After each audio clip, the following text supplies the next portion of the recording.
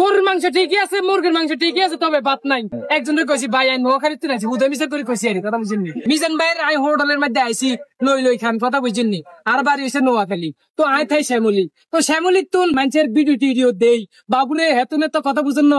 গরুর মাংস 100 টাকা করে দিছে, মুরগির মাংস 80 টাকা করে দিছে, মাছেরও 80 টাকা করে দিছে, তবে ডিম আর সবজি 60 টাকা করে দিছে কথা বুঝিনি। তো আমরা নোয়াখালী কথা বুঝদিন আর কি আই জানি না, তবে আয় এগুলো দেই শ্যামলি তুন আজ ওই ডিসিশন নিয়ে নিছি কথা বুঝেন না। কই যাই চাই যে কি হইব বাবুরে আই দিয়ে তো আমি হতাশায় ভুগছি।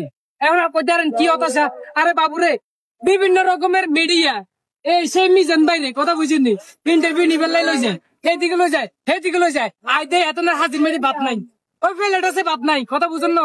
অবস্থা খারাপ, তো কি আর করুম আই হতাশায় ভুগছি নিজে। নোয়াখালীর তুন যেহেতু নোয়াখালীর ফোলা হয়তো আর মন হয় না এই নোয়াখালীর তুন কেউ আইসি কিনা, আই নতুন আইসি আই এই মেয়ের দোনে মনে করছি ভাত খাই তরকারি বুঝেন না। তো মজা যেহেতু হয় আমি কই টেস্ট করি চাই, মায়ের ভাগ তো খাইছি নিজে ভাগ করি খাই কথা বুঝেন না। তো এবার চাই সে মিজান ভাই কেমন ভাগ করে আইসি, তবে আর এম বাবুরে ফোরা কপাল আর কথা বুঝেন না, আর মনে না জোড়া লাগবো কিনা আজ দিয়ে না যাই ভাই। ওই যে বন্ধু বান্ধব বললো কি বিরিয়ানি খাইতাম বই, ওই বিরিয়ানি প্লেটের মধ্যে আর থেকে সব থেকে গোস্ত কমাইবে আর প্লেটে কেমন হয় এটা বুঝলাম না। ইয়ে না আছে ভাত খাইবার লাই গরুর মাংস দি মুরগির মাংস দি ভাত টাত খাইম, ও মা দেই গরুর মাংস ঠিকই আছে, মুরগির মাংস ঠিকই আছে, তবে ভাত নাই। একজনের কইছি ভাই আই নোয়াখালী তুই নাইছি, উদয় মিশন করে কইছি আর কথা বুঝিনি। উদয় মিশন করে কইছি যাই নোয়াখালী তুই নাইছি, আরে প্লেটটা দিয়ে দেন আই তো ভাত দুটো খাই আমি দিচ্ছি এই আর কি। তো এটা কইছি রে এত না আর প্লেটটা দেনা বাবু রে এটা হেল্প করতে কথা বুঝুন না।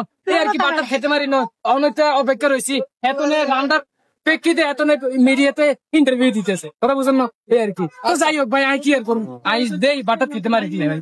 ঠিক আছে, একটু আরেকটা বিষয় নেবো যে ভাইরাল হওয়ার কারণে আপনি নোয়াখালীতে। আচ্ছা ভাই কাহিনী হয়েছে যে আসলে আমি এখানে খেতে আসছি, আসলে আসার পরে দেখছি এত পরিমাণ ভিড়, আমি মনে করছি খাওয়া দাওয়া খাইতে পারুম কিনা।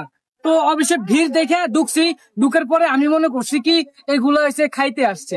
ওরে ভাই এসে দেখি এগুলো তো খাইতে আসে নাই, এগুলো তো ভিডিও করতে আসছে, এগুলো তো সব সাংবাদিক।